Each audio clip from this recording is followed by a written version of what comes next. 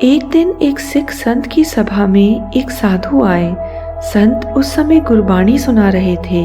किस तरह जीवन दुखों से घिरा है, सभी को समझा रहे थे।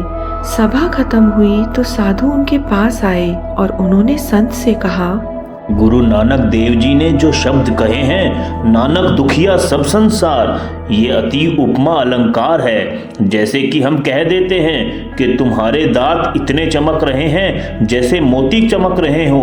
नानक दुखिया सब संसार, ऐसा कैसे हो सकता है? क्या कहीं भी कोई खुशी नहीं है, सुख नहीं है? यह जो शब्द कहे गए हैं सच नहीं है।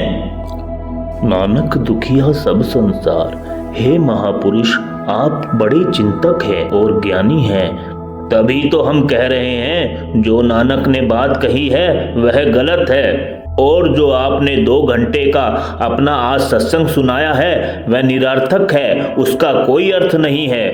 संत जी को इस बात का बुरा नहीं लगा कि साधुओं ने संत को कुछ कहा, परंतु उन्हें इस बात का बुरा लगा कि साधुओं ने नानक जी के कथन को गलत बताया।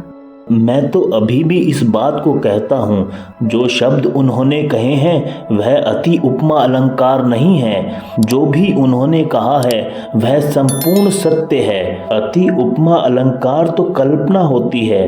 अगर आप सही हैं तो गुरबाणी तो कल्पना हो जाएगी, और जो गुरु जी ने कहा वह कल्पना नहीं, सत्य है। यह आपकी नानक देव जी के प्रति श्रद्धा है जो तुमसे यह वचन कहलवा रही है, नहीं तो जो हमने कहा वही सत्य है। और कल मैं आपको इस बात का प्रमाण दूंगा, जो नानक देव जी ने शब्द कहे हैं वे गलत हैं, अति उपमा अलंकार हैं। और कल आपकी जुबान कबूल कर लेगी कि दुनिया में सिर्फ दुख नहीं है, सुख भी है। आप जैसा ठीक समझे, परंतु जहाँ तक मेरा मानना है, गुरु नानक देव जी ने जो वचन कहे हैं वह सत्य हैं। आप इस तरह का कोई प्रमाण पेश नहीं कर पाएंगे। वो तो कल पता चलेगा। कल मिलते हैं प्रमाण के साथ। इसके पश्चात साधु इस तरह हंसे मानो वह उस सिख संत पर कटाक्ष कस रहे हों। साधु वहां से चले गए, परंतु सिख संत को भी बेचैन कर गए। सिख संत यही सोच रहे थे, पता नहीं कल ये लोग मुझे क्या दिखाएंगे, कहीं मैं कुछ ज्यादा तो नहीं बोल गया। उन्हें पूरी रात नींद नहीं आई। अगली सुबह हुई। संत गुरुद्वारा साहिब में बैठकर लोगों को पाठ सुना रहे थे।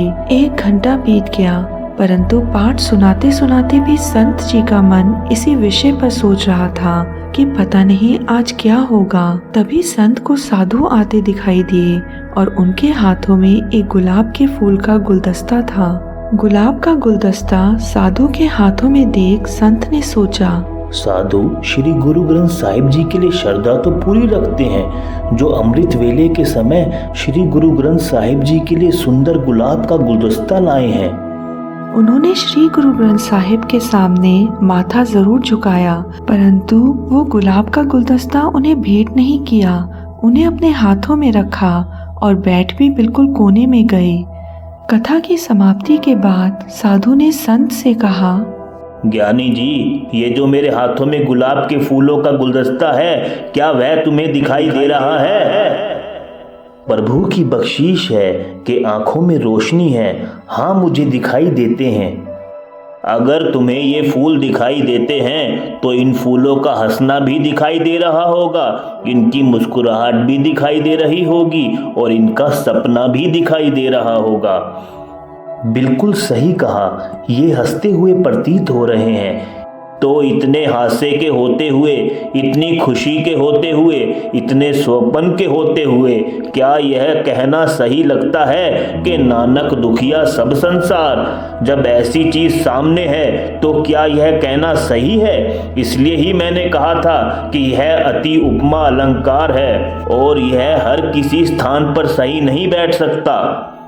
संत जी का मन हल्का हुआ और उन्होंने साधु से कहा, महात्मा जी, आपका धन्यवाद कि आपने मुझे इस खेड़े खुशी सुख के दर्शन करवाए। कल आपने वादा किया था और आज दिखाया। 24 घंटे आपने लिए, बस अब आप इस गुलाब के गुलदस्ते को 12 घंटों के लिए श्री गुरु ग्रंथ साहिब की हजूरी में रख जाओ। बाकी चर्चा इनके बारे में हम 12 घंटे बाद करेंगे। क्या बात कर रहे हो? गर्मियों के दिन है, 12 घंटे बाद तो ये गुलाब के फूल मुरझा जाएंगे। यह सुनकर संत जी ने तपाक से कहा, तो मुरझाना क्या आसमान से टपकेगा? ये जो मुरझाना है वो इसी खेड़े से निकलेगा। ये जो मौत है वो इसी जिंदगी से निकलेगी। ये जो कुरूपता है वो इसी स्वप्न से निकलेगी। ये जो कब्र है इसी जिंदगी की बनेगी।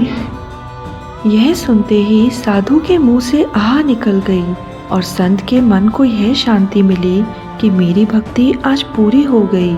इसके बाद साधु ने कहा, संत जी, श्री गुरु नानक देव जी ने जो शब्द कहे हैं मैं उन्हें कबूल करता हूँ और उनके खिलाफ बोले गए अपने शब्दों को वापस लेता हूँ।